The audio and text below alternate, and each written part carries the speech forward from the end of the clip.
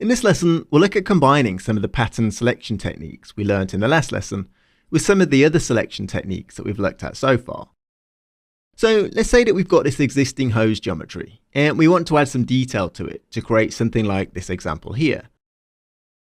What we want to achieve is a hose composed of a series of rigid white rings connected by flexible black rubber joints.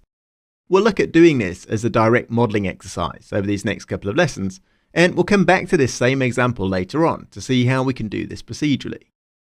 So starting with this simple tubular geometry, the first thing that I want to do is select every one of these cross-sectional edge loops along the entire length of the hose, and I can quickly do that using pattern selection.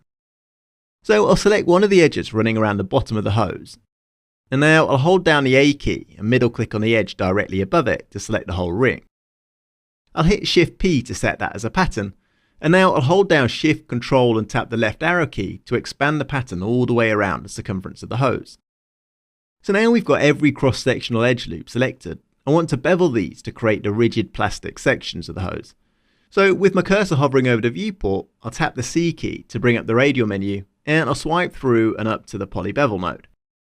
I'll click and drag in the viewport to increase the bevel distance to something like this, so that I'm just leaving a small gap between the bevel polygons for the flexible rubber joints. Now that I've done this, I want to select these narrower loops of polygons in between, and extrude those inwards. So I'll hit the Escape key to drop out of this interactive poly bevel state, and I'll hit the S key to switch to the Select tool. We see that the cut selection of the poly bevel mode is an edge selection, and that's because I'm already in edge selection mode.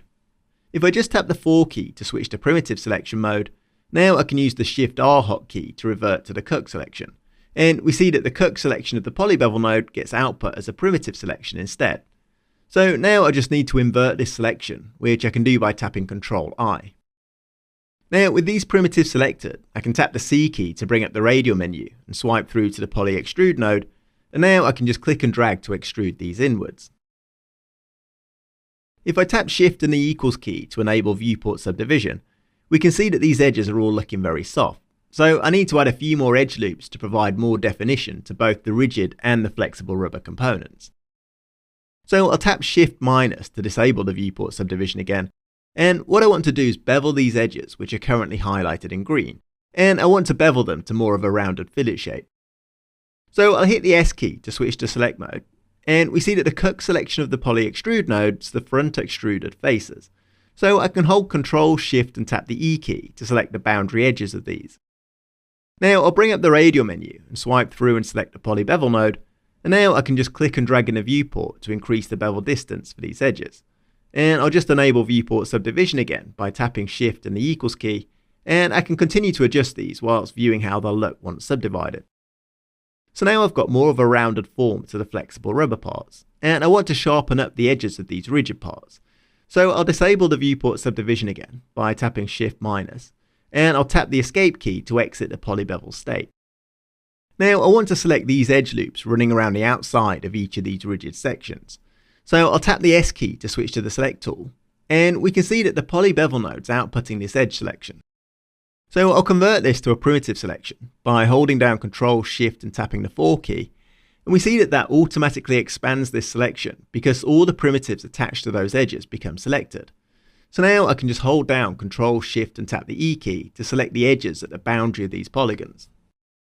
Now I'll bevel these by tapping the C key to bring up the radial menu, and I'll swipe through and select the poly bevel mode. I'll click and drag in the viewport to increase the bevel distance, and I'll click forwards once on the scroll wheel to increase the divisions to 2, and I'll also just change the shape to crease.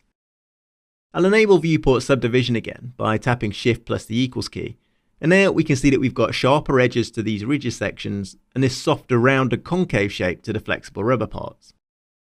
So in this lesson, we've strung together a range of different viewport selection techniques to model the overall form of this hose.